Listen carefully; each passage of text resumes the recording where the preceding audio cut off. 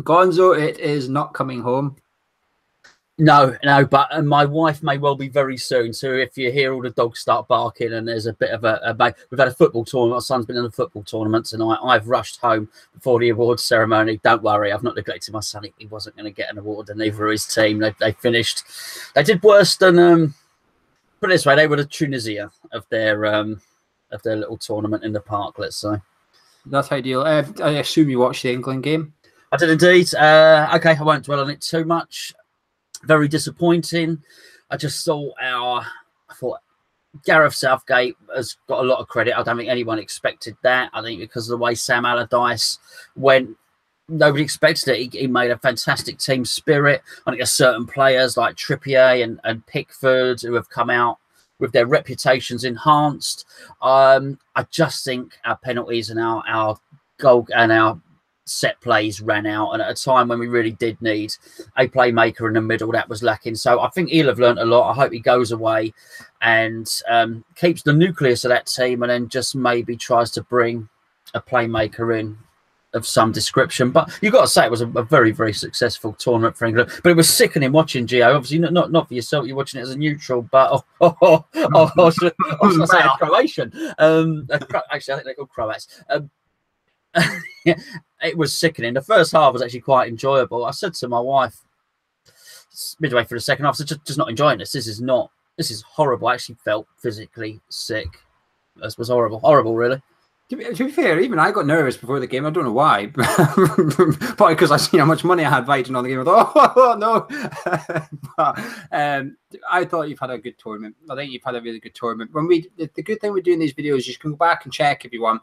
And at the very start, I said you'd get to the quarters. I thought you'd get there. I didn't think you'd go further than that, but I didn't know you'd be playing Sweden. But then when I knew it was Sweden, we sat down, we did it, and we both said you'd beat Sweden, but we also both said Croatia would put you out. People have underestimated Croatia, I think. That's why when I seen they were 16-1, I thought I'm having that, because even after the game, I've seen a few people sort of saying, oh, it's not that good a team you've got to put out by. I think that's harsh on Croatia. I think they're a very good side. Their centre midfield are Real Madrid and Barcelona at the end of the day. Their striker plays for Juventus. Their right back plays for Atletico Madrid. They're not average. They are, some of those players are Modric is one of the best midfielders in the world, and he showed it against England. And I think that's where Southgate fell down. I know you say a playmaker. I think Henderson needed someone in there that could protect the back three as it is a bit more. You had Lingard and Ali. They can't defend. The Croatian manager got one up on Southgate there because he changed his formation. He beat Russia. He took out Kramaric, put in a more defensive-minded midfielder to give Rakitic and Modric more space. And then that three were always going to outpass your three. And I think that's where he struggled. In extra time, the second half of extra time, Modric was just taking a piss a little bit. It was his playground on that football pitch. But overall, it was a successful tournament for England. There's loads of positives for you to take out of it. There's only two players age-wise that might be iffy for the next World Cup, and that's Walker and Henderson. But the rest of them will all be in their peak, etc. So there's only good things to come from it. And you're going to head into the Euros as one of the favourites now. But like you said they've enhanced their reputations. They have. They've also probably enhanced most English players' reputations just for being England now. It's almost like a prestigious country to play for again, where it was once not so much. My final thoughts on the thing, though, I will just say, is the golden generation have summed up why they failed. Because I heard Gerrard and I think it was Lampard or maybe it was Ferdinand, one of the two, talking about the game, and they basically said, it was Gerrard said, this was before the game, said, England's the best attacking team left in the tournament. I thought, no, you're not. There's no way you're the best attacking team. And then Ferdinand basically said that, like, how they should be beating Croatia. I thought, well, that's the attitude you had years ago. It's why you failed. And I felt that when you beat Sweden, that's the first time I felt the England team came out and had a little bit of that about them. They're putting stuff on social media about his coming home and that. I thought that was a bit of a mistake, because Modric and I have spoke about how that actually motivated them. And until that point, England had got everything bang on. I think they were winning the social media game. I find this England team hard to dislike. There's only two players in that team I do not like. The rest of them, I either like them or don't mind them. You can probably guess the two. You can guess one of them. Like okay, definitely guess one, yeah. But I find this England team hard to dislike, which is unlike the past. The past, I used to find it easy to dislike the England team, the media stuff, etc. But this year, I think you've got bang on up until your point where the players started saying it's coming home themselves after beating Sweden. But apart from that, good tournament. Yeah, just on that coming home thing, it's only going to wind up the rest of the world, because we know we invented association football. The whole world knows we invented association football, but the whole mantra of it's coming home is very much saying we invented it, we're bringing it back to its roots because we invented it and we owned it. And that's only going to rub people up the wrong way, because it's like reminding someone that you're right, or it's yours, or just reminding someone of what you did right. And it is just going to wind up, and you're right about it being ammunition. And that's not the same. It was a song from 1996. I found it hard to sing because I sang it in 1996 and it didn't come home. And I saw a bunch of people who never sang it in 1996. Everyone's singing it again. And I desperately wanted it to, as did everybody else. But I just wonder, as a song, it does make everybody dislike us in that sense, because it's presumptuous and it's a little bit arrogant, if you know what I mean. Well, only if you take it literally. I never ever took it literally from fans. I think the fans singing it and stuff is fine. It's enjoyable. It's good to see England nation come together as a whole for the football. If, like, remember someone said to me, "Oh, you're jealous." I was like, well, damn right I am. Of course I am. Why wouldn't anyone want that? Why would anyone not want it? And you got criticised, the Scots, the Irish, the Welsh. You'd be going mad if you were in the semi-final. Well, I guess Wales did do really well in the Euros, didn't they? Anyone would celebrate it in that at that point. It's just disappointing. I think you're right. It has brought the fans together, and I think we can now look forward. It's made me start watching England games again. And I'm interested to see what Southgate will tweak, and it is a tweak. More, he's fundamentally right. And in Harry Maguire, you have to wonder whether he's going to be moving on in the summer. Certainly will be clubs looking at him. But anyway, West Ham, my friend. Yeah, well, we've signed a new player. He's not quite our highest transfer fee, but he's not very far off it. Anyway, Yarmalenko. You must be happy with this one, I assume. This is what you've been wanting: pace, trickery. Yeah, I'm not sure about the pace. I'm not sure that he is that fast. I don't know. And when I say I'm not sure, I don't mean I'm down. I am not sure. I don't know. But looks very, very tricky. Hell of a left foot. Hasn't really seemed to have gone that well for him at Dortmund. But I do understand that somebody was saying on the forum the other day that what's happened at Dortmund with their manager situation after Klopp, I think Tuchel came in or something like that, and it's just not worked out for them. So I think it's been hard for anyone to flourish in that. So I think there's mitigating circumstances for it. But I do understand he's a very, very, very good player, and he's going to offer us a lot. And he is a big boy. There's a lot of Arnautovic about him from the clips that I've seen, and it's tremendous. I'm really looking forward to seeing him play along with so many others. You know, who are you looking forward to see play? There's so many to choose from, it seems now. I don't want to describe him as a bargain, but I'm not far off describing him as a bargain, to be honest. I know he's cost 17.5 million, could go up to 22 or whatever. It depends what paper you believe and stuff. But in this day and age, I think that's quite cheap for what you're getting. He's won, when he was in Ukraine, he won, Player of the Year, Ukrainian Player of the Year, etc. He's won continuously. He's not just won it once; he's won it a few times. Got his £23 million move to Dortmund or whatever. He also had an injury last season, which really hindered him a bit. But it's a write-off, but that happens at times and stuff like that. Left-footed, can play right wing. He can play left, but he's naturally a right winger. But he also beats his man, which is important for West Ham. I think he's someone that will just run up to his fullback and just continue going past him and stuff. We've not got enough of that. It's basically like Antonio, but with someone that can actually pass the ball a bit. He's got the strength, he's got the speed, he's got the willingness to go past him, but he's also got the end product about him. He has been a bit inconsistent. That's probably his weakness, but that's why he's 17.5 million and not 37.5 million. I'm more excited about this than Anderson, despite the price tags. It's probably also because I know who this guy is, but I don't know who Anderson is. He gets assists, he gets goals all through his career. He's always got them. I think he's got about nearly 1 in 3 goals to appearances. It's almost 1 in 3, which is tremendous for someone who plays out wide. Granted, I know people say, yeah, but he played in Ukraine. It's not the hardest league in the world that you're playing for the top teams. Correct. But you've still got to score, don't you? Someone's got to do it. But yeah, I'm really, really happy with this signing, Gonzo. Really happy. And it's important that you hear Husalos, is that how you say his name? We still don't know, do we? With Husalos talking about him, you can... It just feels like we're buying players to fit an identity, which is what we've been banging on here plenty of times about how we're just buying random players and they don't fit in with what the manager's trying to do. We can see what Pellegrini's trying to do, and the players we're linked with and buying all fit into what we think Pellegrini's trying to do. It all makes sense, and this signing is just another one of that. It might put question marks over Antonio's head. We'll come on to that in a minute. However, this guy goes straight into the first 11 for me. Yeah, and you say about looking back on old videos, how many times last season in previews did I say we've got to give the opposition something to think about? For too long, opposition managers and coaches, when they were doing their dossiers about West Ham, would know how we would play. And it would be very, very easy. But not just that, they didn't have to change the way they played. So if someone played a 4-2-3-1 or a 4-3-3 or a 3-5-2, they could continue to play that at West Ham. We were not going to spring a surprise on them. We were plodders. We were predictable. Now, it looks as though if all these transfers go through, and it looks like they all are, we now make the opposition think about us. No longer can a team that just normally plays 3-5-2 just arrogantly say we are going to now play our usual formation. Now they've actually got to look at it. Now they might actually think, well, hold on, look at their front four. Look at the pace they've got on the wing. Look at now. Is Arnautovic going to be dropping deep? Is he going to be playing centre forward?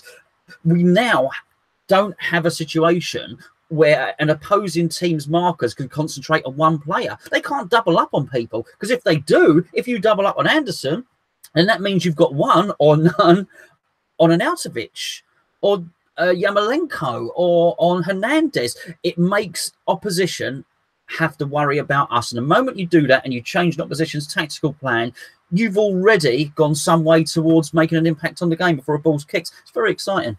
Yeah, the good thing about him is he can play either wing and just do like what Croatia did to England in the extra, I think it was extra time. He switched Perisic and Rebic round. He thought, okay, my wingers have been going at their men. They've been going at their men. They've played well. Now let's switch them up. And as soon as Rebic went up against Walker, Walker lost his head. He got booked, and then he was up. I still think he was at fault for the first goal for standing still for too long, but he switched it. And that's something at West Ham we've never been able to do, because usually when you switch it, someone's suffering. You're moving someone from one end of the pitch to the other, and they're really uncomfortable with it. The other one might be okay, but one of them is usually struggling a little bit.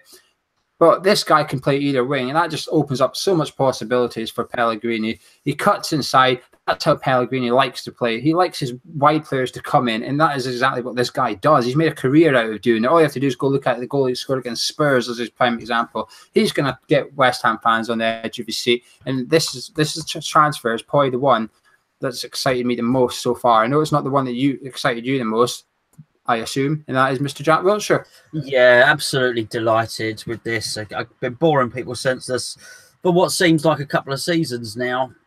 I'm a big fan, as you know, and I'm really excited. And I knew he was a good player, but I still went back and watched his highlights. Arsenal or him posted his season's highlights from last year, not from 10 years ago, not some grainy footage from the Malaysian League, Premier League and Europa League footage from last season, and he still looked sensational. He's got endeavour. He passes and moves. He's got a left foot, which I love. He's got close ball control. He carries the ball. He's going to link well with anybody else in the team that wants to play football. And I think he's going to love it here. I'm sure his parents are proud. We know they are, because we saw I think possibly his dad and his brother went and did a photo shoot with him on the day that he signed, and they got to come pitch side at the London Stadium, and I'm sure it was a really, really proud day for them as well. So I just think it ticks everything. It's a no-brainer. Somebody said, I've not heard many negative comments, by the way, but somebody did say, this is not a good one for me. I don't see how it provides value for money. Well, it is value for money, because we've now got a player like that on a 3-year contract, and bar for the signing on fee and bar for the wages, which of course are substantial, we've got a really, really good player. We've possibly got a £30 million player, as we've discussed before. And not only that, it has freed up. We've got our central midfielder, which we needed. I know some think we need a defensive one, but it's freed up that money, which we have spent on some of the other guys that are coming in. This is really good news, and I'm convinced he's going to be a crowd favourite. I've said it already, said it a few times. From the moment he does his first nutmeg or pirouette, the crowd are going to take to him, and he'll have a song. He'll have a song within 4 or 5 matches, guaranteed. I think he's a crowd favourite already before a ball's even been kicked, to be honest with you. Everybody's really excited for him. His signing on fee, value for money, his signing on fee must probably be what? You know how Sullivan and Gold have reduced their interest from 6% to 4%? I wouldn't be surprised that 2% practically covers his sign-on fee. You won't be far off it. So it's technically free because we were paying that 2% up until now. So that 2% has now just gone to Jack Wilshere to get him into the club. He can't go. Unless he gets injured, he can't do anything wrong at West Ham. It feels like people have said he's coming home. I don't. That's not something I'm going to say because he's never played for us. I don't look at it like that. He's coming to the team he supports, yes, but I don't think he's coming home as such. But like, it feels like he's coming to some sort of home, perhaps not back home, but he's coming to where like he's going to be treated like he belongs here. And I think he's going to reward the fans. He's going to reward the club as well. He's got a lot to prove. But the thing I'm looking forward to most is he's versatile. He can play in that number 10 role. And then once Lanzini's back, he can shift into a deeper role in midfield and provide for Lanzini. You know, we're losing. He can shift up the pitch. If we're winning, he can go back into the centre midfield and play a bit deeper. It's the perfect centre midfield player to have in your team. You can change a game with him on the pitch without having to change any personnel just by moving him up to a different position in the pitch. Really excited to see him. Really excited. He brings good football as well. And another person that hopefully is going to bring good football, Gonzo's back on. We thought it was off, then it's on, off, on, off, on. Anderson permit is accepted. I believe as it stands, he's got his medical tomorrow. He is in London. He's got his medical booked in for tomorrow. The personal terms has been done for bloody ages. The whole world knows his personal terms has been done. I think I've heard the clubs haven't quite agreed stuff yet, although he's been given permission to come for the medical and stuff. The clubs haven't quite met a complete agreement, but you'd imagine it's going to happen. Otherwise, Lazio wouldn't give him permission to come over. Are you excited about this one? I am now. I am. Okay, so we're regular watchers and listeners will know we don't know much about this guy. Where I go and get my timber and my plasterboard, people know I'm in the building trade, there's a guy on the till who's Portuguese, but he was originally from Brazil. And we started chatting just a couple of days ago. And he said, well, what's happening to West Ham? They got Jack Wilshere. And he said, you're meant to be getting Anderson. I said, yeah. He said, how do you feel about that? I said, well, I'm not so sure. He said, why are you not so sure? I said, I don't know anything about him. He said, oh, he's brilliant. And he said, how much are you getting him for? I said, apparently 40 odd million. And he said, that's brilliant. Anyway, the guy thought he was worth 40 million. And I said, really? He said, yeah. He said, I said, well, why isn't he getting in the Lazio team? I said, why isn't he in the Brazil squad? He said, he's not in the Brazil squad because he's inconsistent. I said, really? I said, right, well, do we want him? He said, yeah, he's still good for West Ham. He said, if he was consistent, he's got that much talent, he'd be £100 million player. And that's what he said to me. I'll take him at his word. And I speak to the guy all the time. He knows his football. This guy actually spends more time talking to me about football than he does give him built-in advice. But that excited me. And I do think he does provide the pace. And the point is the manager wants him. The manager has a vision. And we've all now got to buy into that, I think. It seems like the owners have bought into it. It's possibly, I'm going to say it was Nigel. It was either Nigel or Cannington Len. When we first signed Pellegrini, they said something about, I do worry that he won't get backed by the owners. It's almost like getting a Formula One mechanic to work on your Ford Focus. And Pellegrini being the Formula One mechanic, but actually, it seems like we've got a few high performance sports cars coming in now, and I think everyone's bought into the vision, and we have to buy into the vision. So if what he wants is this player, that player, when we have to buy into it, and if he thinks he is the main part to his jigsaw, I'm all for it. I'm very excited about the season, Gio. Yeah, I'm not excited by the player because I don't know him. I can't get excited by him, but I'm excited about the deal, if that makes sense. The fact that Pellegrini is getting his #1 target, the fact that Pellegrini thinks this guy is the one that is worth 40 million, that he's the one that's going to entertain the fans, that he's the one that's going to create the goals and stuff. That's what excites me. But in terms of the actual player itself, I've said it before in here, I don't know him. So this is short but sweet because we've covered this quite a bit, but the latest is 36, 37, 38 million or so, plus a few add-ons and whatever to take up to the near £40 million mark. Medical Friday. Hopefully he'll be a West Ham player on Monday. We'll soon see. Another player that's expected to, I believe he's just awaiting a work permit, really, and that's Balbuena, the Corinthians captain, centre-back, 26 years of age, from Paraguay. Now I'm going to assume you've never heard of this guy as well. And neither's me mate at Selco. So I'm afraid I can't tell you anything about that. But 3.5 million, while we sat here saying we don't need a £20 million centre-back, our opinion may have changed tonight, which we'll come on to in a minute.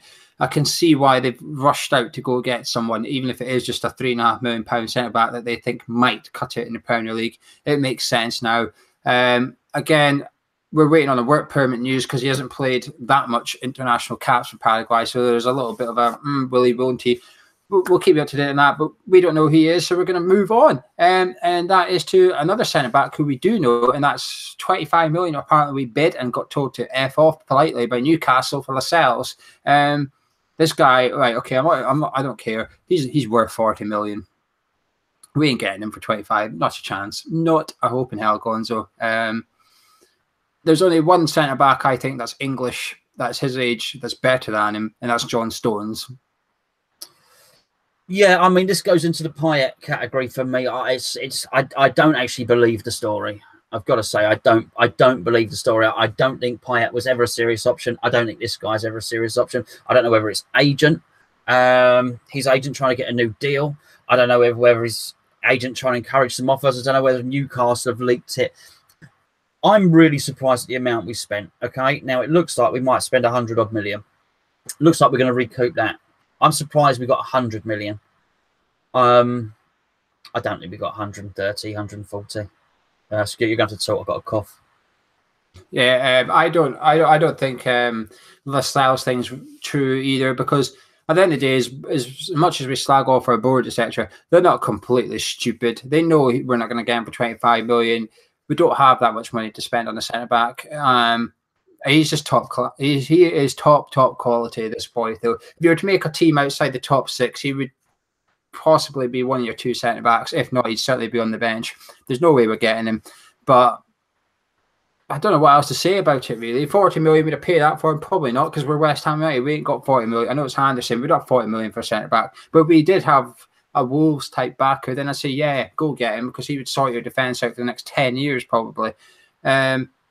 But the Payet thing you mentioned there, what did you make of it? I know you didn't believe it and stuff, but would you take him back, in theory, hypothetically? I think pre the 2 signings that we are making now in wide positions, perhaps I might have been tempted, but I just don't see any point now. We've all got, apart from, forget the snake thing, just for a moment, forget the way he left. The other day, somebody posted some clips of his 18 months at West Ham, and he was just sensational. There was pirouettes, there were free kicks, there were wonderful goals, there were nutmegs. It was a joy to behold. From his very first game against Arsenal, he gave the Premier League a merry dance. And for a time, for a period, we had a player that was comparable with what the other players had. We had a player that was as good as David Silva. We had a player that was as good as Sanchez. We had one of those players at West Ham. Those are our memories of him. Those are our expectations of him. There is no way that he could come back and match what he did before. There is just no way. So by that standards, anything he would go on to do would be a letdown, would be a it just wouldn't come up to scratch. And I just think, unfortunately, I can't say we'll leave the memories because they're nice memories, because the way he left us sort of tarnished the memories, really. But I just think it's a part of our history. I don't think he could ever reach those dizzy heights again. But that is not to downplay. I do think he is the best player we've had for a long, long time, and I don't think he's finished. But I just think we're going in a different direction now. This is a new dawn for West Ham, and we can look back, enjoy those clips, and let's now enjoy the new players. No, I wouldn't want him back. Nah, there's no way back. When you do that to a football club, there's just no way back. I know there's personal circumstances, etc., but he refused to play for us. Okay, that is the fact of the matter. He refused to play for us. That's unforgivable. No, it doesn't matter how good you are. It doesn't matter who you are. No. Even when you take away how he left, even if you take away who he is, he's a 31-year-old player who would cost over 30 million, be on over 100 grand a week, and probably want like 3 or 4 years. Even when you look at the facts of it, it's probably not a good deal anymore. We were, even when we signed him, we sort of thought, well, hang on a minute, because he's going to be about 33 at some point. At the end of his contract, he's going to be 33. Should we be cashing into Real Madrid this summer and stuff? We all debated it because we thought he's at his peak now. This is now like 12 months later, well, 18 months later now. Nah. I wouldn't want it, not for 30 million. There's not better out there. He's as good as it's going to get, but there's younger players out there who can, they probably won't reach the heights Payet reached, but they can contribute to a team that might do what we did at Upton Park and stuff. I want to see younger, fresher talent, but just what he did was unforgivable. When I seen it, I thought, no. But I am too skeptical for things like this because it conveniently came out the day that we got told that we weren't going after Anderson anymore. So I thought, all right, here we go. We're not going after Anderson. Quick, throw them something. Oh, we might be getting Payet back. Oh, and then it would work because some fans were then saying, imagine getting Payet back. Oh, thought, Jesus, come on, you're missing the point here, which is Pellegrini's #1 target is we're no longer going after. However, that turns out to be, I don't want to say incorrect. It looks like someone's persuaded Sullivan to go back in for him. Well, maybe that was a little bit of smoke and mirrors from them. Maybe that was quite clever from them. Maybe it wasn't a message for the fans at all. So I did believe it was bullshit. I called it straight away. I thought it was. Maybe that was actually a shot across the bows to Lazio rather than something to fool the fans. Maybe it's to make Lazio think, hold on a second, West Ham are other players. Who knows? Pick someone else as at Payet. Pick someone that's not going to wind up your fan base potentially. Well, there you go. Yeah. Of all them attacking creative midfielders you could pick from, you had to go for the one that literally pisses off the fan base a little bit. You could have just picked some random from Dortmund, and we did, but pick some random from the Bundesliga and link us with him, so we all go, okay, then Lazio can then go, hang on, you can take our player. But the last player we're going to discuss has been linked coming to West Ham, and that's come out to. Well, in the last 24 hours, it sort of came out that we want a centre midfielder, but we're going to be looking at cheap/free players. Now, journalists have either put 2 and 2 together and come up with the answer, or this guy might possibly be the answer. Yaya Toure. No, I don't know about that. Well, he's been linked to us now. Yaya Toure has been linked to us again. Obviously, the Pellegrini link is free. He's centre midfield. Would you take him back? Well, if I say back, would you take him back? I know what you mean. I'm getting over the news. I got to say, the moment you've said it there, it's gone into that I just don't believe it category with the other two. No, I don't think there's any point. I just don't think there's any point. No, I sort of half believe this link actually, because I think Pellegrini will know him and probably trust him and stuff. His wages, I don't think, will be astronomical for what you're getting in terms of his CV. I don't think they'll be that big. His agent's quite happily said he's quite cheap. He'll refund money, etc. Now, I don't think he'll do that, but I don't think it's going to be that expensive. I don't know if I want him though, Gonzo. It's just, I just said about Payet, I want younger and fresher. But the problem is, we must have run out of money.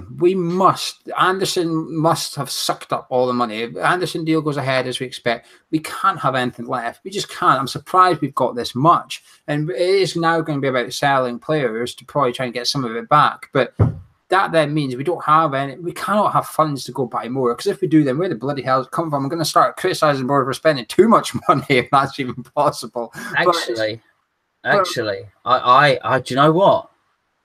I got told by somebody earlier on in the week that we were gonna that we signed. Hopefully, we were looking to sign Anderson, and then there would be either a freebie or a loan to cover midfield. I think there's legs to this deal. I do think there's legs to this because it's now the 12th of July. He has no club. Okay, that's got to be an alarm bell for Yaya Toure. Not that by the looks of it, they're not queuing up to sign him. His options are probably smaller than he thought. I wouldn't say he's desperate, but if he wants to stay in the Premier League, he wants to play football, he's not going to have that much option. So Pellegrini, his own manager, puts something on the table. He comes in. It might be a very heavy bonus, like appearance fee, contract, etc. I wouldn't be against it purely because it's so short risk. There's not much risk here, and it would only be a 1-year deal I'd want to see. I wouldn't want him on a 3-year contract. Just a 1-year contract, given the fact that we've got Lanzini out for a while as well. We need to see Wilshere further up the field until Lanzini's back at least. So a short-term deal could make sense, but I don't know. I'm not really concerned. But the transfers overall come in. Happy, excited, delighted. Very excited, very excited. It's like you say, delighted is it's hard because a lot of them we've never seen them play. So I've only really seen Wilshere play properly. I looking back on it, I have seen Yarmalenko. Is that how you say it? Yeah, I have seen it. I have seen him play. But you know, he's not someone I was screaming about or could know about. I definitely haven't seen Diop play. I definitely haven't seen Anderson play, and I've seen Fredericks play because I watched the final. So the playoff. So I am very excited. I'm very excited by the whole vision of Pellegrini, and that sort of goes back to Toure as well. If Toure is a part of his vision, then again we've got to buy into it. I'm so sick. It's not, you know what we're like on this channel. We try and be not be positive for positive sake. We're not happy clappy. We try and call it like it is, but we do try and have a laugh and we do try and enjoy ourselves. And it's so hard when you get these managers that we've had over the past few years. And we had it a bit with Bilic at Upton Park. But you know, with Allardyce and with Moyes and that sort of thing, there's so much to be downbeat about, and I'm sort of relieved at the moment. I just want to get behind Pellegrini, and that doesn't mean if we have a crap game that we're not going to say, oh, maybe he should have played him at right back or this, that, or the other. But I'm really behind the vision of it now, and it's really nice to try and be positive about something. And as I say, if Toure is part of that, then I'm behind that as well. I'm in for a penny, in for a pound, and I just really, really very excited about it. So overall, excited would be the word. I am looking forward to the season, mate. Very much so. The difference with Pellegrini and other, actually, to be fair, I'm going to leave Bilic out of this one. The difference between Pellegrini, Moyes, and Allardyce is the intent to win. Pellegrini, if we lose a game, Pellegrini would have intended to win it. He would have tried to win it. It just didn't work for whatever reason. You never got that with Moyes. You never got it with Bilic to the end of his tenure. You never got it with Allardyce. They were all trying to. This is what I like about the signings. We're signing players to try and win games rather than signing players to avoid defeat. That's how I'm describing this transfer window as. And that's what gets me excited. They're fitting an identity. We're no longer buying players that we sit and look at and go, that player is replacing this player, but they're not even similar. We're now buying players that you can see what Pellegrini's trying to do. Mark Noble said the manager wants to change little. He wants to make little changes to make a big change or something like that. That's what Noble said. And it summed up perfectly. And that is exactly what we're wanting to see. Little things he's tweaking, but there's going to be a great big change overall. And that's what's exciting fans. But there's 3 players linked to leaving: Chiati, Antonio, and Obiang. You'd imagine only one of Chiati and Obiang would go. But Antonio one's been around for a while, but 15 million is the price tag that's been rumoured. That's 10 million for Chiati. Does that seem quite low to you for both players? For Antonio, it does, certainly. There's a proven Premier League performer there, and you know he has had an injury, certainly, and he wasn't available for he missed a large chunk of last season. But I still think Antonio, without the injury, Antonio is a £30 million player. Maybe with the injury, he's a £25 million player. But apparently the injury's gone. He's back to full fitness. And it's not like it was a knee injury or anything like that. It's a shoulder injury. So I had a shoulder injury years ago. They take a while. It takes a while to fix your shoulder, but ball and socket joint. And that's fine. It's not an area where there's going to be loads of stress. Not like it's a tennis player with a shoulder injury. It's a footballer that's had a shoulder injury who's now recovered. So it does seem a little bit light. If he's going to go as rumoured to a Premier League club, well, any Premier League club can afford more than 15 million. And they are getting a versatile player who will score them goals. So I'd like to see more. I'm sorry to see him go, but we can't do it both ways. Can't buy into the manager's vision and then sort of pick and choose and try and force Antonio on him. I'd like to keep him, but if he's not in the manager's plans, we get the best price possible. Chiati, there's still a player there. There's still a player in the right position. There's someone to cover centre back, to cover centre midfield. Maybe he needs a new challenge, but I do think 10 million is probably about right. So, Obiang. Yeah, difficult. I'm particularly with Obiang and Chiati because they're both quite big characters in the dressing room and on the training pitch. But I'd be sorry to see Obiang go. But again, you've asked me earlier. You said to me earlier, you texted me earlier and said, get your team ready, didn't you? You said, get your starting 11 ready, because you want to share it with the people. And he wasn't on mine. I doubt he was on yours. So how precious do you want to be about it? You know, if he's not in either of our starting 11, if he's not in anyone else's starting 11, we can't make too much of a fuss about keeping him. And, you know, he's probably someone that wants to play games. So, yeah, I'm, you know, he's got to do what he's got to do. One set. Right, okay. Chiati, I would sell. I think he's worth more than 10 million. Unless I don't like him, I think he's worth more than 10 million. But I'd sell him like that. I don't see a player in him anymore at West Ham United. He doesn't want to play centre back. Fine, but you're not good enough for centre midfield. Shift. This is why I won't mind Yaya Toure. Yaya Toure, as old as he is, he's probably not mobile. He will retain the ball. He will he will come on the pitch and play the passing game. Pellegrini. To be honest, he'd probably be perfect to bring on. If you were 1-0 up at home to a side, 10 minutes to go, he's probably the perfect centre midfielder to bring on. Put him in the side, Noble and Wilshere, whatever, in centre midfield. I just watch them keep the ball. Them three would be a joy to watch with the football on the deck. Not many oppositions would be able to get the ball off them that much. We'll see a lot more possession at West Ham next year. That does not involve Chiati, unfortunately, for him. Antonio, I'd be disappointed to see go, purely because I don't think he makes a starting 11, but he's on the bench. He's a game changer. You can put him up front, you can put him right wing, left wing. If you need to go 5 at the back, you can play as a wing back, etc. But until we improve the squad depth, I don't want to see him gone, because when he goes, the second choice right winger is Snodgrass. So I would like to keep Antonio. If he does go anywhere, I think he's going to go to Palace. There is way too much rumours with him and Palace. It's been going on for a while now. Obiang, I won't be fussed if he goes, but it just depends on the fee we get a little bit. Anyway, tonight, West Ham said that, well, not West Ham there. Everybody said there was a statement coming out of West Ham. We all sort of could tell what it was going to be. Andy Carroll and Winston Reid are out for a minimum of 3 months, according to the official site. Now, what I believe is 3 months for Reid is very optimistic. Yes. Yeah. So I think I said Reid is pregnant. Yeah. Well, funny enough, I understand that even the Carroll one is optimistic as well. I think that was in excess of 4 to 5 months. But yeah, again, were either of them in your team, which you're going to share with us later? Yeah. We've got questions from the social media. No, but are Reid or Carroll in your team that you're going to share with us later? No. Mine neither. Can anybody be surprised that particularly Carroll is injured? No. He's played half of a friendly and he's got injured again. And I'm sorry. Do you know what? I was trying not to laugh then, because I was thinking, when I was saying it, I was thinking, don't laugh. You're on camera. It will seem cruel. And then you laughed because it's not like, it's not funny, is it? Someone getting injured all the time, and you know he's hurt himself, and he's going to be devastated. But it's become a joke, and it's not about him hurting himself. It is just become a joke, and I'm so sorry. I'm so sorry that I chuckle, but Geo made me chuckle. So it's totally predictable. Reid, a bit of a shame, really, because I think this is it. I think they had a period where they could impress the new manager.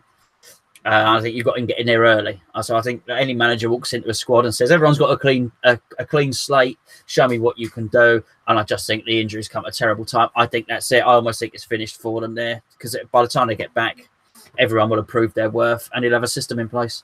Well, that's the problem. He said, show me what you can do. And Carroll tried and got injured for the next 4 months. That's the problem right there, isn't it? Do you know in 6 years he's been here, he's played 1 game in August. All the months of August, 6 August, he's played 1 fucking game. But this is it. This is it. Reid's different. Reid's got a long contract here. Some idiot decided to give him a 6-year deal and take him up to the age of 35 or something. But Andy Carroll's in his last 12 months of his contract. 5 months of that, he's going to be out injured. That's it. I don't think there's any coming back from him. Carroll's chances of getting a new contract is disappearing faster than a child on holiday in Portugal with Kate and Jerry McCann. It's as simple as that. It's gone. Okay, it's not happening anymore. But the Reid one's frustrating because he is. You know something you can argue about this. He's possibly our best centre back when he's fit, and it's just frustrating that he's so injury prone. And it's all whispers, but what I've heard is, like I said, he's pregnant. That's my clue I'm giving you, okay? And if that is the case, that is bad. That's like, how do you come from that? You might not come back from that, and that's the problem anymore. We've now got to plan for next season without Winston Reid, in my opinion. He is no longer. Do you know when you do your squad of 25, they'll probably register him, but I think you need to sort of be prepared to not register him essentially, because I don't know if we'll see him next season anymore. But Carroll's career at West Ham United is finished. It's as simple as that. He cannot get a new deal. I've always defended Carroll on this show, as you know. I'm a big fan of Carroll. I'm not doubting his talent. I'm not doubting his ability. I really, really like Andy Carroll. But it's one injury too far for me. I think I've been one of the most patient people with Andy Carroll there could be. I've always defended him, but it's just got to the point now. We've said about Payet, etc. It's a new West Ham. There's a new vibe in it, and he just doesn't fit it anymore. There was doubts if he could fit Pellegrini's style. He's not even going to get the chance to show what he can do. It's a shame. It is a bloody shame. But he tweeted a couple of years ago, he got injured in pre-season. Everyone's optimistic. And he tweeted, I am still a 15 to 20 goal man. We all hoped he meant over a season, but what he really meant was over his whole career at West Ham United. 15 to 20 goals over your whole career. It's all you're going to get. Anyway, any more rumours of that? Or are you ready to move on to the questions? No, bring the questions on. I bet everyone has got an awful lot to talk about because there's so much going on in the world of West Ham. There is. There's a few questions similar. Before we get on to the information about the boats for next season, will be coming out very soon. So early next year, you want to join me, Gonzo, loads of other people from Hammers Chat on the boats, literally 2 minutes from the East Stand. Keep your eyes out. We've got season tickets coming out, and unlike a lot of people, including our owners to an extent, I like to milk support. We like to reward it, so keep your eyes out and we'll tell you exactly why. Anyway, on to Twitter, @Hammers_chat. Make sure you follow us if you're on Twitter. When we do these shows, we put out that we're doing them and we get your questions. So moving on to those ones. @Hammer from Devon, Miles says, if we sign Felipe Anderson, he said Balbuena as well, so you can include him if you need to make a last minute change. What is your starting 11 and who would well, just do that question. What's your starting 11? How nice would it be to live in Devon at the moment, by the way? It's nice weather. Miles is very lucky. Are we ready? And is this where we're doing the starting 11, is it? Yeah, get your starting 11. Have you done everything fit, by the way? Because I've not included Lanzini in mine. Okay. Can you see my screen now? I'll take it. I can, yes. Can everybody see my team? I'm going to keep talking so everyone can see my team. We've got Adrian. We've got Diop. Ogbonna as centre-backs. We've got Cresswell. We've got Fredericks. I think Fredericks. Then we've got Rice and Wilshere. Now, nobody can go where Rice is if Ogbonna's not starting. I don't know. The front three, behind the striker, Yarmalenko, Arnie, Anderson, and then we've got Hernandez up top. Feast your eyes. I'm stopping sharing now. There we go. There we go. That's it. That's adventurous. Don't get used to this. We're not doing this techie stuff every week. No. I've not done it. I'm not done my tech. I've got the paper. Look, that's my team. Well, hold on. Oh, you got to hold it up now. No. You got to talk. Hold it up and talk. Go on, so everyone can see it. Give them some visual. I don't know off the top of my head. I've got Fabianski in goal. I've got Fredericks at right back. I've got Rice and Ogbonna centre back. I don't know who Diop is. I'm not putting him in. I've got Creswell left back. I've got Noble and Zabaleta in the middle. Then I've got Anderson, Yarmalenko, and Wilshere in behind Arnautovic. Arnautovic was our best striker last year. He starts up front for me. So that's our first 11. If you guys at home, let us know in the comments what your first 11 would be. We've also not included Lanzini because he's currently injured, but we'll come on to that in a second. Gary Wibberley, Gaza says 2 domestic loans were allowed. Who do you want? What? 2 domestic loans? Well, I won't be taking Dele Alli, that's for sure, Gary. I can assure you that much. I do wonder. I wonder what Man United have got to do. I do wonder what business they are going to do, because I do wonder if there is a loan deal for Chris Smalling there, actually, if we've missed a centre-back out. They've got Lindelof, haven't they? They've got Bailey. I know everyone calls him something different. They got Jones, as he's in mainstay. They got Rocco there. So they got Danny Blind, who can also play at centre back. So maybe they'll be doing something. I don't know. I should have read the questions earlier. I didn't. Sorry, I've been at a football tournament. I'm not sure we need to loan a load of players, quite frankly. And do we need anyone else? We're building a team. I'm not sure we need anyone else's cast-offs or anything like that. Maybe the young boy from Man City, Foden. Maybe get Foden in on loan. I'll say Ruben Loftus-Cheek and Danny Ings. Viva Danny Ings! Nah. We've got to replace Carroll somehow, and I don't want to see Jordan bloody Hugo doing it. Or Scott Hugo, depends if you were watching the game. Scott. He's called Scott now, apparently. Tails, at Graham Taylor 5, says, which players would you be happy to see to balance the books? Which players would you be happy to leave? Well, we know Graham Taylor. First time we ever saw Graham Taylor was at the London Stadium. He was drunk and he tried to slide on his bum down a banister and fell over. So hello, Graham. That's why we like him, to be fair. It was funny. But then on, it was fine. We got on. If you ever watch my vlogs, he's the one that looks like Pochettino. Everyone says he looks like Pochettino. It's not Snodgrass. I want to see Snodgrass out. I want to clear the way. We've got new wingers, and I want to see Nathan Holland on the bench, as everybody knows. I possibly, well, it doesn't really matter anymore, does it? With Winston Reid, I don't think there's an awful lot there. I probably would say, I'm not sure Kiate has a place in the squad anymore. I really don't now with making these signings. So yeah, those. If I had to pick two, possibly those two. I'm not sure what the future holds for Byram either. So if we turned out we'd sold Byram, great. If we're only going to get a loan fee for him, what's the point? I wouldn't give it a Byram. I don't think it represents value for that. I've just thought of a topic, actually. Let me just write this down. I wouldn't sell Byram. I don't see the point of it. Kiate, you said he doesn't have a place in the squad this season. Didn't have one last season, but we had to play him because we had no bloody other players. I would get rid of him tomorrow. I think it's been obvious for a while. I would drive him there myself, and I don't even have a driver's license. I would go get one just to drive him out of West Ham United. The other two players are Hugo and Snodgrass. I just don't think they're up to it. That's it. That's the only players I would sell. At Lukey Malden, Luke says, now we've seen a spree of signings. Do you think we will start to see a spree of players being sold to level at wages similar to last season? Hello, Luke. I do, just to get it down. If it is 100 million, to get it down to the 70. I'm sure Luke agrees that they've been stockpiling this money because they've not backed a manager for a few transfer windows. So I don't think we're getting ourselves in loads of debt. I don't think our owners would do that. So I do think there's been a little war chest that they've been building up, but I don't think it was 100 million. So I think there's going to be a certain balance in the books. But I'll tell you what, Luke, they're not going to get as much as they think for these players, and I think that's becoming evident now. I know Geo said that he thinks Kiate might be worth more than 10 million. I'd be very surprised if we got a 10 million pound bid in for Kiate. I might be surprised someone comes in for 7 million and we're starting to haggle. I think the best value they've done in selling was when they sold what's his name? What was a Fletcher for 7 million and Randolph for 6 million or whatever it was. I think we did well with those two to get that sort of money. I'm not sure. I only hope that Cardiff wants Snodgrass. I don't, that's Warnock's sort of player. Yeah, Luke said wages. I mean, what I will... Oh, but it's all right, I've got this bit, don't worry. We've already done it. We got rid of Evra, Collins, Yao Mario, Joe Hart. That was the wage bill freed up before we even done anything. So I think the players... The thing is, this is what I want to see. The players we're buying probably aren't on that much wages.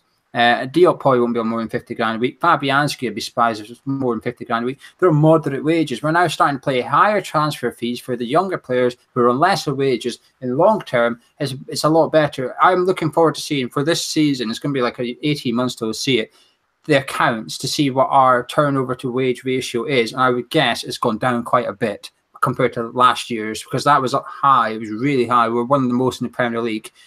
I think it'll go down now. I think they're starting to get the finances in shape a little bit. They've done it with they built that kitty. They're spending that kitty now. They're doing a wage budget. Christ in hell, I'm praising this board way too much. And that is, to be fair, a lot of people have said this. So this is quite a lot of people's questions. Do the board out people need to praise the board? Do the board out people need to quieten down a little bit? We've had loads of questions about the board out people, if you like.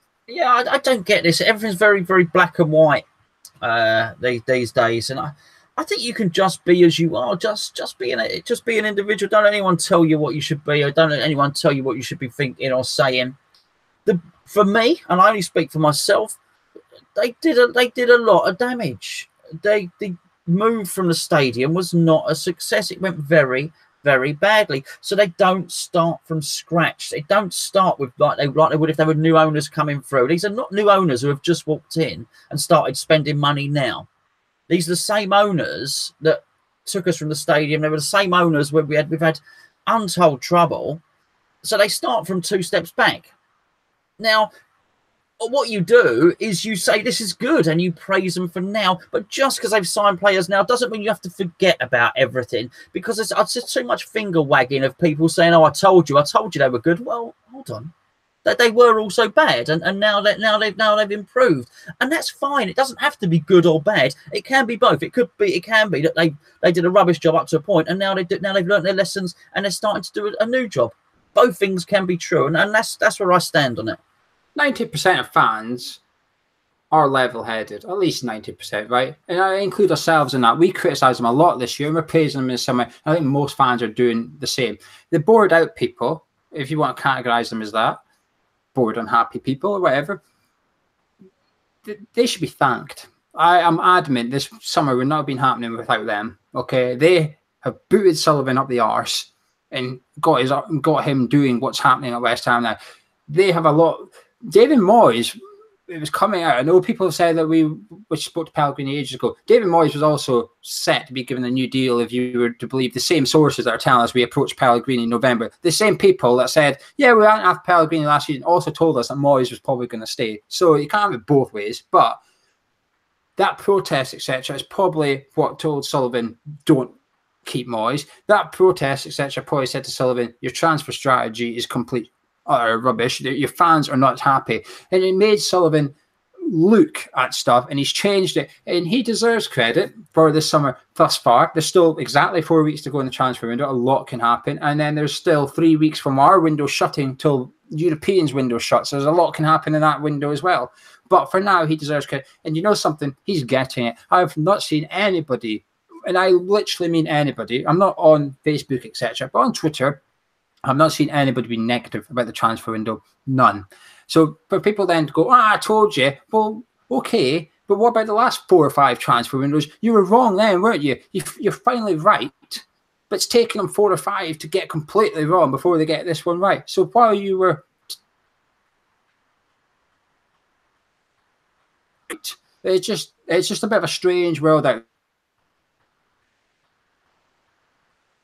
there. I think they've had a massive at Cuckoo below field, Nick says, how many more Hugos do you think will be spent by the board in this window? Let's say after Anderson. How many more Hugos? The trouble is the exchange rate has taken a massive hit. A Hugo's not worth what it used to be, I got to say. So it's plummeted. The stock market's gone. So whereas a Hugo used to be 9.5 million, I'm afraid a Hugo is now only 4 million. So how many Hugos are we going to spend? Once Anderson has signed, I think there is no more Hugos left to be spent, either at the old exchange rate or the new one. But I do think a couple of frees or a couple of loans. Yeah, I don't think there's any more Hugos left. I think Anderson's, that's it. I think the treasure chest is empty. Like you said, freebies and loans, and that's it. It's not a bad thing. But this leads us on to the next question, which a lot of people ask on social media and the live chat. Are you worried that we're only signing sort of like, okay, people are concerned or asking, we're concerned about there's no centre midfielder. Too many attacking players, no centre midfielder, however you want to word it. There's various questions. What's your thoughts on that? No, I'm not concerned, because I don't think the manager's an idiot. I look at him standing there with his coaching staff, who all seem to know what they're doing, with his director of football. He will have a plan. Do you know what? You've not got to blindly say in Pellegrini we trust, but you can if you want to. And I am going with it. And I think we're either going to bring one in on loan or as a free, or he's got plans for Declan Rice in there, or he's got some other. You put your team, you had Zabaleta there. I think there's a plan in place. I don't think that we've hired this manager and all of a sudden we're going to get to the start of the season and he's going to start scratching his head. Oh, I forgot about that. I just don't think it's going to happen. You have to trust that his system it's catered for, and he knows who's coming in, or he knows who's going to play there. Have you zoomed in on yourself? You've got very big in the last 2 minutes. No. What I did, I turned the bandwidth down. Yeah. Because you started breaking up from my end. You started. You got very big. You turned into a bit of a Dalek, actually. So I turned my bandwidth down to give the viewer. What I did is I sacrificed my own picture quality so as they could get a better version of your voice, which that's the kind of guy I am. Interesting. Chris Akabusi's in the live chat made a good point about the spending. He was saying he's got a 3-year season ticket, so people next summer are going to have to decide. There's going to be a lot of fans on this 3-year term who would have to renew or not. And interestingly, when you think about it, the clubs still haven't sold all their season tickets this summer yet. Do you know all those 4,100 tickets they had? They're not sold. And this is very interesting because we've always laughed at the waiting list thing. There's lots of stories I've kind of covered. I'm not going to go into detail. If anyone wants to know, they can message me and I'll tell you the stories and stuff. Basically, if you're on the waiting list and you want a season ticket, I generally urge you to call the club because I've got a feeling you're going to get a season ticket. They're not sold out yet, and I've seen enough people to say that that's what they've done to make me believe that it's got to that point. And it does tie in, I suppose. But we're going to move on to the YouTube questions. But first of all, Reece Burke's left the club. $1.5 million off to Hull City. Probably not surprising. Are you perhaps a little bit disappointed? Yeah, I wonder if that would have happened. If that had ever, post the Reid news, so to speak. I wonder if they might have kept him on. And am I disappointed? I'm disappointed for Reece because he's a West Ham fan, and because he's from Newham and he's travelled away games and stuff like that, and he would have grown up having dreams about always representing West Ham in the same way that I said it would have been a proud day for Jack Wilshere's dad to go there. Then there would have been a tinge of disappointment, but I know, as you know, I followed a professional footballer's journey from academy, very, literally lived at my parents' house and everything. I've seen someone grow into a professional footballer, eventually went on to represent West Ham. So I've seen someone go from a kid to that, and I just know the journey of a professional footballer. And I know there comes a point where, as much as they love the club, they just want to play football. And I think it probably would have come to that point where, as much as he loved West Ham, he probably wanted to get out of there and show what he could do and build a career for himself. And I think the options were Derby, who he wasn't even guaranteed first team spot there. That's the last thing he wanted to go from, not playing football to another team where he was playing football. Hull, I mean, have guaranteed him to start. He can go and forge a career, and there's no reason why he can't come again in the way that Stanislas did. I'm sure someone like that will be an inspiration for him. So it's regrettable, but when we're signing £23 million centre backs and being linked with others here, there, and everywhere, then I totally understand it. I'm a bit disappointed, to be honest. I remember him under Allardyce. There was something there. There was a player there. He deserved his place in the team. He just suddenly sort of didn't play. We got put out to Bradford, smashed it at Bradford, won everything, hoovered up all the awards of the season and stuff. And then he went to Wigan, I think, and it was played right back, got injured or whatever, and it didn't really work out. I'm disappointed to see him go. I thought he'd have made a good 5th choice centre back, if you like, maybe captain of their 23s or something, while he wasn't playing in the first team. But I can understand why it's been done, and I hope he makes a massive success at Hull. And I do hope he makes it to Premier League. I really, really do. It's just sad, really, isn't it? I know sometimes we look at our youth players with blinkers on a little bit and think they're better than they actually are. And I'm not saying he should be playing first team football for West Ham. I would have liked to have seen him get a chance. I just don't think he really got a fair chance. That's all. But anyway, the YouTube questions. Gary, would you accept a season ticket for a higher price? Interesting question. Pellegrini, exciting signings. Would you pay a little bit more for your season ticket? No, don't say that, Gary. Let's not start saying that on the internet, for goodness sakes. I hope this is Gary and this isn't David Sullivan under a fake name. All the ones you've got for sale. Oh, yeah. I'll tell you what. It's not taking him long to get his feet under the table, has it now? Do you know what I mean? He's getting carried away. He's made a couple of signings. There he is in the live chat. Gary. No, Gary, don't do that. Don't give him ideas. No. We were promised cheap season tickets, the cheapest in the lands, the cheapest in the 7 kingdoms.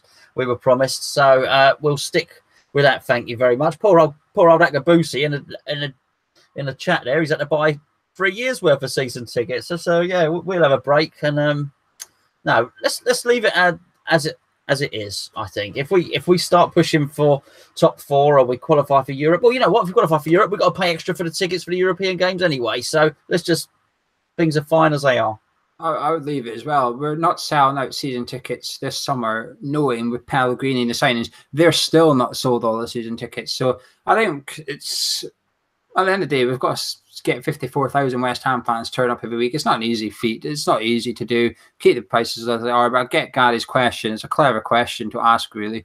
Jazza, do we need a new left back? There's a whole debate right now. Creswell v Masuaku, and I've seen on Twitter and social media posts, Masuaku is winning, which surprises me. What was yours? So did you have? You have Cresswell as well? Yeah, no, we don't need no, we don't need a new left back. We got 2 left backs. No, we for once we are perfect in a position. At left back, we have 2. And we have 2 right backs as well. I don't think we need another one. I think we let them 2 fight it out for the position. Great. I agree. I mean, there's questions over them both defensively, but if the funny thing is, if we were to sell them, right, and let's say in theory we sold one, who would you want to replace them? We would all start naming really attacking left backs. We would. We wouldn't name someone that's good at defending. We'd say, who can get down the line and cross it really well? Oh, yeah, let's go after it. We would just go get the same type of left back again. So I would just leave them be. Creswell starts for me. He's the better attacker of the 2, the better defender of the 2. Can't go past the player as well as Masuaku, but he gets the ball in earlier, and that's what's important. Ben Davies, will Declan Rice sign a new deal? He's a Tottenham player, isn't he? He is, yes. What's he doing? What are you doing, Ben? You should be ashamed of yourself after the England performance.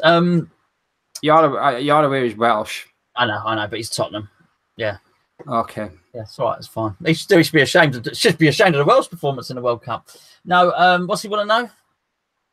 Do you think Declan Rice will sign a new deal? Yes. Yeah, I do, and I hope so. We all want him to sign a new deal. Gary, if you are David Sullivan, we all want Declan Rice to sign a new deal. David, Gary, yes, I think he will. RMO says, would you take in Zonzi? Yes. Yeah, same as it depends on the price. I don't know what price is being quoted, but definitely that would almost fit what everybody's looking for in a defensive midfielder, etc. Premier League experience, not the right age, but that price would reflect that. Parashenko says, what's happening with Snodgrass? Not a lot, really. Same as when he's on the pitch. Oh, I don't know. You've answered that one. I don't know. Parashenko's his name, yeah? Yeah. That's a very exotic name for someone in our live chat. It is. Very nice. Welcome. Hopefully Snodgrass gets sold, but the thing is, who's going to pay for him? Who's going to pay him 70 grand a week? Honestly, I wouldn't be surprised if he's here when the transfer window shuts, just because nobody can afford his wages. No, but you know what? It all changes. I mean, let's be fair. We're going to play Wickham on Saturday. If he has a good game against Wickham, I'm not sorry it changes everyone's mind, but it changes in the manager's minds. It's going to be very interesting to see who he plays. No, you cannot change your mind on a player on the basis of a friendly against Wickham Wanderers. No, you can't change our mind, but the manager ain't got a mind made up. If everyone starts with a clean slate, then what he sees in one of the 2 pre-season games is Snodgrass having a blinder. Snodgrass calls in a free kick and then gets a couple of assists. Then in his mind, as far as he's concerned, he's not seen Snodgrass struggle before. He's not seen Snodgrass get alone to Aston Villa. He only knows the Snodgrass he's seen in training. And in 2 friendly games, Snodgrass might impress him. Interesting. Gary was just asking about the owners. Ray says, will Oxford and Rice get a chance? Now, the Rice thing is an interesting one because I know immediately you think yes, but he's got a lot of competition now, Declan Rice, in both areas of the pitch. Well, good. Yeah, we want competition. We don't want anyone to shoe him, but Rice isn't just a good player. Rice has got mental strength. Rice has got leadership qualities. I don't think Rice has got any problems at all, actually. I think Rice is going to be involved. Will he start every game for sure? Maybe not, but is he going to go back to where he was, which is playing for the under-23s? Not a chance. Declan Rice will play 20 to 25 Premier League games for us this season, at least. And I'll tell you what, for someone that's 18, 19, that's bloody good progression, and long may it continue. Yeah, I expect Declan Rice to be involved in the first team squad every single week without fail, and I expect him to start the first game at Anfield and all those days. Oxford, I pray he makes it. I think he'll get a chance. He might have to wait till the League Cup, but I really do hope he takes it as well. Toby says, after Anderson, what positions do we need? Well, I think Geo has mentioned it. I think maybe, something in central midfield as a stopper in there. Sonzi would be perfect. I mean, crikey, if that team that I put up earlier on, and you put Nzonzi in the middle there, crikey, it'd be knocking on top 6 quite easily. I think, quite frankly, you'd have all the boxes ticked. So, yeah, probably that position. But we're talking fine tweaking now. We don't need a lot. Yeah, centre midfield would be nice, and I think another striker would be nice as well. I've only got 2, Hernandez and Arnautovic. I don't count Hugo. Carroll's broken, so I would go for striker. But a loan would be fine. Danny Ings, but a loan would work. Bear says, if Sullivan magically pulls 25 million out of his arse for a striker, who would you like? Well, I don't want to handle the cash, Bez, to be fair. And the way I'll tell you what, I wonder how much you get Musa from Leicester. Oh, Jesus, I knew you were going to say him. What do you mean? How do you know? You didn't know. You didn't know I was going to say that. Every time we play Leicester, you always praise him. Yeah, you always talk about him. Oh, it's a good player. Fast. Sneaky. Fast and sneaky. I like it. But not for 25 million. I wouldn't pay 25 million for him. Yeah, but I say, you'd have change left over from that. You'd have at least 1.5 Hugos left, I think. I would probably spend 1 Hugo and go after Danny Ings, obviously. I knew you were going to say that. Yeah, you probably did. About the board, Mitchell says, what's the best Premier League signing so far? Not just for West Ham United, the whole Premier League. What's the best signing so far this summer? Well, Mahrez will fit in at Dubry on the bench. Yeah, but he will fit in because there were times last season where particularly when they lost Sane, who's a wonderful player. What were Germany doing not taking that guy to the World Cup? That looks stupid, by the way, doesn't it? I wonder how good. I've not seen him play, but I wonder what could be key, because I thought Man United were absolutely terrible last season. I really do. I just wonder if that Fred plays alongside Matic and then liberates Paul Pogba, and you start to get more like the France Pogba, then that would have been a very, very good sign. And Man United need to do something. If Man United play like that again, I'm going to see Jose Mourinho getting sacked. I wonder how good Shaqiri will be in fitting in that system. I tell you what's going to have the biggest impact, though, and I don't know anyone that they've signed, by the way, but the biggest impact will be, good or bad, whatever's happening at Arsenal. He's bought some players there. Wenger didn't buy any players for quite a while, and certainly didn't do what was needed at centre-back, at central defensive midfield. As I understand it, Emery has dealt with that. And he's brought the Uruguayan guy. That was on purpose, by the way. The stopper there. So maybe that could well at the end of the season prove to be a very, very astute signing. I'll say, the thing is, it's difficult, this one. Leicester probably, apart from us, I think Leicester impressed me the most as a team. But it's tempting to actually pick someone like Wilshere, in all honesty, for value, etc., etc.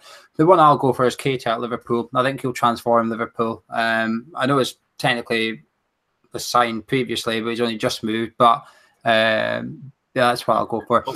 Sorry, Pereira, right back, Leicester. You reminded me. Pereira, right back, good right back.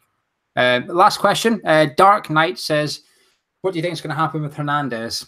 He's due back in a couple of weeks, I'd imagine, after his World Cup break. There's been conflicting reports of whether he's going to get a chance or not, but there's only 4 weeks to go of the transfer window. I think the mind has to be made up. I know you say Pellegrini is looking at everybody and giving him a clean slate. I don't think he has time to give Hernandez a clean slate. I think he needs to decide now because, Byram's 3 million, Snodgrass is 9 million, etc. But Hernandez is sort of like quite key, really. If you sell him, you must replace him. Byram doesn't need replaced, etc. So what do you think? Hernandez, do you think he'll be here after window shuts? Yeah, all we can do is guess. We don't know Pellegrini. We're guessing at the moment. Hernandez doesn't have to understand. He doesn't have to rely on Hernandez impressing him. Hernandez is one of the few players that we have that has an international reputation. Pellegrini will know everything about Hernandez. Every top coach will. He will know exactly what he's getting. So if Pellegrini has decided Hernandez is part of his plans, he don't need to impress in pre-season. He will devise a system that gets the best out of him.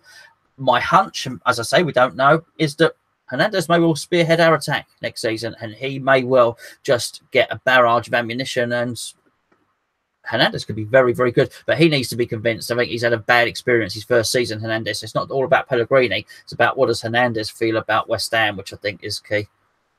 I hope he stays. He's completely different to Arnautovic. And having them two as a striker means that when you go get another striker, which some fans, including I, think we need, you can go get a loan deal. You can probably go get someone for 10 million or something because they're going to be the third choice striker. As soon as you sell Hernandez, you need a first choice striker. And that's where you need to be spending about 40 million probably, because you're going to get what for Hernandez? 15 million? You won't replace him for 15 million. Not a chance. All things considered, you will not be able to replace him for 15 million. So I don't think it's value for us to sell him. The buying club will be getting the value, not us. The system Pellegrini plays, whether it's 4-2-3-1, I don't know if he can play that lone striker. He showed for Mexico at times he could do it, but other times for Mexico he looked a bit crap. But Pellegrini can also play the 4-2-2-1, which would be Hernandez alongside Arnautovic. That's where we get tasty. The problem is on the bench, there ain't a striker. There's Hugo, but there's not a striker. And that's why I still think we need one more. A loan deal would do. But very, very last question. Mark Weir, is there anyone at the World Cup you have liked and you would like to see in a West Ham United shirt? Hypothetically.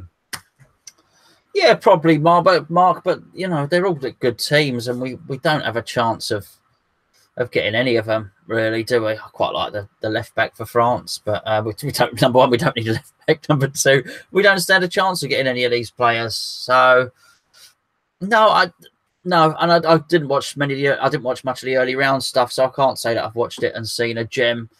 No, sorry, mate. Sorry to disappoint. The one player I think would be gettable that hasn't passed me, but we don't need him because of the player signing is Rebic of Croatia. We started right wing against England, and he finished on the left wing. He was on loan to, I want to say Frankfurt. He was on loan at Frankfurt last season, and he signed for them in the summer. He was on loan for 2 seasons over there, actually. So the club he plays for isn't essentially massive. He's only 24, I think. He showed a lot of that World Cup, which caught my attention. But anyway, that's it from tonight. Is there anything else you'd like to add, Gonzo? Probably, but I think I've forgotten. So there we go. But it's been a good show. So much to discuss. It's been brilliant. We're just really looking forward to the friendly at the weekend against Wickham. It was a meaty show, plenty of topics, but this is where we want to hear your guys' opinions. If you're on YouTube, post your comments below. We will be having a look. Gonzo has a look at them when he does his stream on the second channel called YouTube, so do check out that second channel. If you're listening on iTunes, thank you for listening. You made it to the end. Congratulations. Well done. Drop a review on iTunes. If you're watching on YouTube and you've got iTunes, get onto YouTube and just get onto iTunes and just leave a review anyway and pretend you've listened to it on there. That would be very much appreciated. Drop a like on the video if you enjoyed. Subscribe if you're new around here. Me and Gonzo will be back very, very shortly.